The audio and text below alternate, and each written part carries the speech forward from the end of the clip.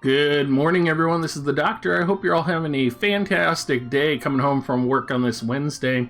We are going to be doing a unit review of Mediena today, which you all probably know a lot about considering the amount of times she has probably murdered you or murdered for you.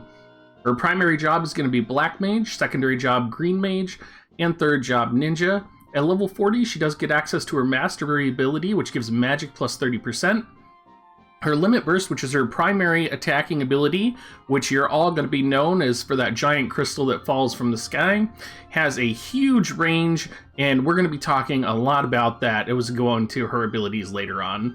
Her TMR is the Kaleidomoon. It's going to give HP 320, Accuracy 8, Spirit 10. I would not recommend this TMR. I think it's very weak compared to other armor pieces that are out there. And the primary weapon that I would recommend is going to be the Platinum Rod for her, which is able to be bought in the store. Taking a look at her stats, she only has 1600 HP, and that's going to make her particularly vulnerable. She does have a high TP, high AP. She has a reasonable move and jump, pretty standard. Her attack of 79, just as a warning, if you're setting Ninja as her sub, she will use that attack to fully throw shurikens, so something to keep in mind there. Do not rely on her attack at all. Magic of 266, she does get an additional plus 23 magic, which makes her, one of the stronger-ish mages. Her speed is 53. She does get an agility plus 8, though. So that's going to put her up at 61. And keep in mind that she does get Shikuchi, which gives her that move plus 1 and jump plus 1. And she also gets the agility up ninja technique as well. So that is going to make her probably one of the fastest mages potentially in the entire game. With a dexterity of 153 and an additional 35, that puts her at about 185 or 188 dexterity. And then, of course, with her luck at 142, she gets an additional 34, plus an additional 20% luck. Talking about her magic stat real quick, do remember that in addition to almost hitting 300 here, she does have that plus 30% from her master ability, so she is going to have a boat ton of magic, you guys.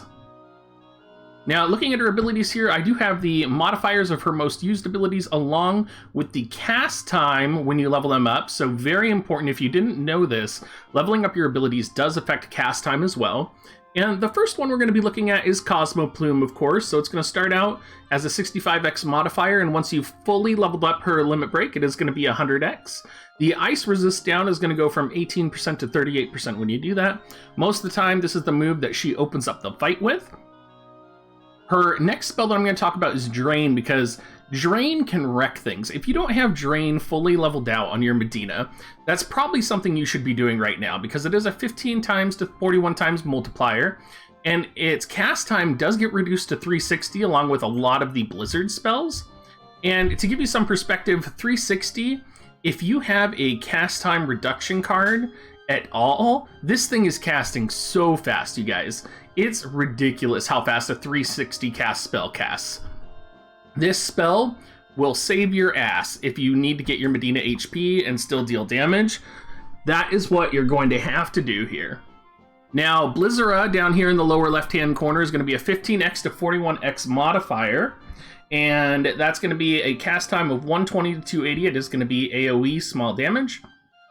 Similarly, we have Blizzard, which is going to be the same thing, except it targets a single unit. It's only 3 AP less. Then we have Vitalize from Green Mage, which is going to raise the agility from 10 to 25% of the unit that you're casting it on. Utsusemi, actually, from Ninja Sub is something very unique that I want to just note here. At max level, it does give an evasion plus 60%, which makes it very powerful, I think, especially if you're manually controlling. I have been talking to people about AI battle Medienas and how Ninja Sub eventually leads to her casting Shuriken in random places. But having Utsusemi, if you're manually in charge of her, being able to Utsusemi could be the difference between life and death, so you never know. Toad, she is one of the few units that has access to Toad for a 25% chance with a CT of 360, so it does cast very well. Probably your two last biggest damage hitters are going to be Blizzaga and Flare. Flare has a higher modifier than Cosmo Plume does. The drawback, though, is it does take a high cast time, so at max it's going to be 200. It is going to be 100x to 200x modifier, single target spell. It does take 50 AP to cast it, and I think this is one of those spells as well that if you have the cast time reduction of -50 in any spot, this spell is going to cast in 4 cycles instead of 5, which is absolutely critical. Blizzaga is a similar cast time, but it's an AoE 50x to 85x modifier for only 35 AP, and it's going to be a CT of 120 to 200. So again, you're going to have that long cast time, but it's going to be focused much more on the AoE damage than the single target damage of Flare. Let's talk about her passives, because she has a couple interesting ones here. Emerald Echo and Shikuchi, those are pretty standard, I would say. You should all know what they do. She does get Magic Up, which gives a 10 to 30% magic modifier to her attacks.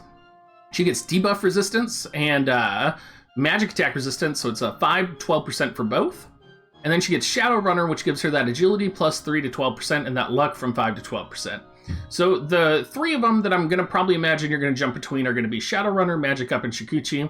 I imagine it's probably going to be better to set Magic Up and Shadowrunner. I could see a case being made for Shikuchi, though, in case you need to get within range in order to use her Limit Break. In terms of counter, she has Dispel Counter, which has a 20% up activate at maximum level in order to dispel all debuffs from the enemy when you take damage. Poison Barb, just don't set it. And then Magic Counter, probably her most powerful counter ability, has a 20% chance to activate and has that negative 5x to 21x modifier like normal. Has a 3-tile range, very powerful. This should be the one that you're setting no matter what, and that should be the direction that you go. Now, Mediena, in terms of her resistances, you guys, she just gets screwed hardcore. She is literally the definition of Glass Cannon. She's 20% weak to almost every to every single physical damage. She has a 25% magical damage resistance. She's weak to fire by 10. She does have a wind resistance, so those Yermas out there, they're going to be one-shotting her anyway with a crit launch, so not much there. She does have resistance to confusion, though. Pretty relevant, considering that we do have Gefgarion Sword Vermilion in the meta right now. She does have resistance to Toad and to Charm as well. In terms of Espers, if I'm looking at the different Espers that we want to put on her, I'm definitely looking at the magic focus, right? So we're going to be talking Siren, Shiva, Rama. Shiva and Rama, of course, for their magic. Sorry, my cat just bit me. Siren, of course, for the additional agility. Odin here is going to have Mankiller, always going to be prevalent and relevant. Cactuar actually has Magic Up, Crit Up, and Man-Eater. So I would say if you don't have any UR Esper, or even if you do have a UR Esper, the most powerful build is probably actually with Cactuar. And then, of course, Bomb for the Man-Eater. There is some different combinations of Espers you can use, like Eye for the Magic Up and stuff like that, but I really think you're going to get the most modification and damage from using these 6 Espers. Not to say using those other Espers are wrong, I just think these Espers are going to be the 6 best for you. Now, with Mediena, there are multiple cards that you want to be using and thinking about using. Specifically, we're going to be looking at all of the strongest, which is going to give a cast time reduction of -50 to your entire party, while also granting critical damage up to the specific unit that has it. So if you have an attack damage unit in the party, this would be a great card to set on them, especially if they're crit focused, so that you can get that crit damage modifier on them, and you can also get the cast time reduction for Mediena. Remember that -50 is going to push her over the tier of CT cycles to where her Flare is only cast in 4, her Blizzaga is only cast in 4. Overall, very powerful. You should be looking at cast time reduction capabilities for Mediena. If you don't have access to this card, the TMR from Marguerite, I believe it is, also gives -50% casting speed time. So again, really powerful, either of those. In terms of magic attack damage, of course, we're going to have Wedding Vows here, which is the highest magic attack damage plus card right now in the game. It also has the highest magic stat, individual stat in the game. So very powerful. You could set this on her, increase her damage. It's going to make that Glass Cannon build just a little bit more for her. And I think a lot of people are going to be using this card. Shiva, of course, high magic stat on the actual card, gives an evasion plus 20 for the party. So if you do have an evasion meta going, equipping this on Mediena is actually probably a good idea in order to benefit the party. She probably, in most situations, doesn't need actually the increased magic you gain from the cards in order to one-shot units with her Limit Break. I feel like most of the time, as long as you have it maximum awakened, it will kill the units that she hits. Rama, of course, for the party-wide magic buff. If you're doing a magic buff party, or if you have other units that could benefit from the magic, Rama would definitely be a good card to set. I would say out of all the UR cards, Rama would be the last card that I would set, and I would even consider setting Leona's Castle or Cactuar above him. Cactuar, of course, for the agility plus and the critical hit rate up. Cactuar is that card that's going to be, you know, you don't care about Mediena, you're sacrificing her, but as long as you can take out 1 or 2 of your opponents, you're going to be happy. Finally, we have Leona's Castle. She's such a fragile character that I'm always going to recommend Leona's Castle or any of the other of the castle cards that I have the defense plus and spirit plus. I think that's just going to be the way to go for her. And you guys, you can hear my cat literally like pawing at things in the background right now. But yeah, I would always recommend any of the defense and spirit cards that you can get. All right, you guys, we are at the end of our video. I hope you guys have a great rest of your night tonight. And do be sure to leave a comment. Make sure you drop in our Discord and come hang out. And I look forward to hearing from you guys. And come check out our stream tonight. We are streaming, and I can't wait to see you guys there.